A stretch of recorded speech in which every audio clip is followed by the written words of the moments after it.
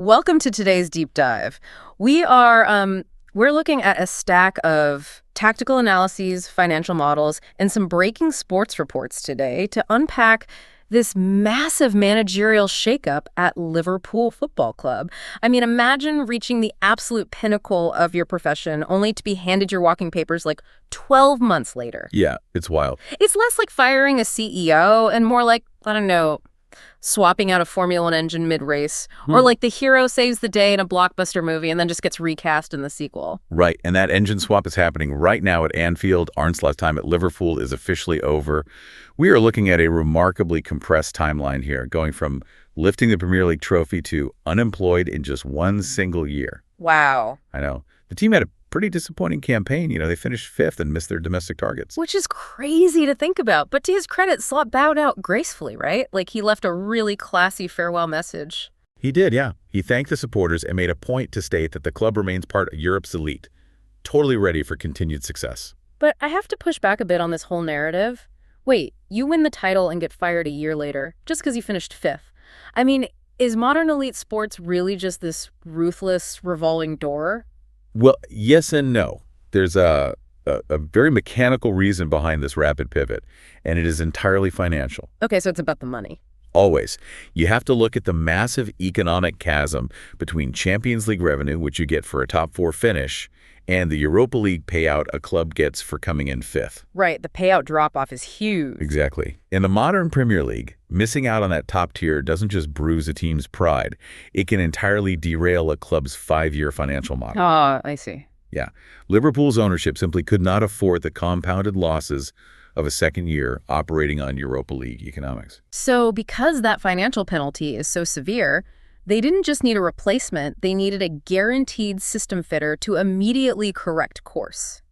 Which brings us to Andoni Iraola. Yes. Enter Andoni Iraola. The reports say Liverpool is closing in on the Spanish manager, and there is already a verbal agreement in place. And the connection here is really interesting. Sporting director Richard Hughes is the one rushing to finalize this deal, right? Yeah, and there's crucial history to consider there. Hughes actually brought Iraola to Bournemouth previously.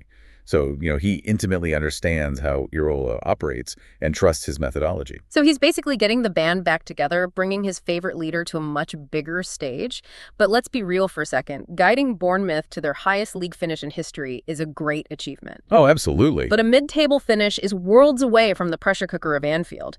Is Iraola actually equipped for this massive leap? Why him? Well, looking at the tactical data in our sources, this decision isn't just about where Iraola finished in the table. It is about how his teams play. Iraola uses a very specific, vertically oriented press. Interesting. Yeah, so instead of holding possession just to control the clock, his system is built to force turnovers high up the pitch and immediately attack the goal. Which perfectly mirrors that classic heavy metal style of football Liverpool's underlying squad was originally built to execute. It really matches their long-term vision. Precisely. The philosophy is the deciding factor here. Liverpool's front office believes this high-intensity approach seamlessly matches their current roster profile. So Hughes isn't just hiring a guy he gets along with. He's installing a high-pressing tactical telemetry that connects perfectly to the existing chassis of the team. Did they look at anyone else? They did evaluate other profiles, specifically Pierre Sage and Sebastian Hoeneß. But Iraola's proven ability to implement this aggressive transition game in the Premier League made him the clear, logical favorite. So what does this all mean for you listening right now? It is a stark lesson in the realities of modern high-stakes environments. Yeah, past success does not guarantee future security when the underlying financial models demand absolute consistency. Exactly. You can reach the summit, but the margin for error is essentially zero. Which brings us back to our Formula One analogy. The pit crew has made the swap, and the pressure is instantly on the new engine to perform. Right. Survival in these arenas requires constant adaptation. Slot couldn't maintain that alignment this season, so the club made the brutal mathematical choice to pivot. So we leave you with this final thought to chew on.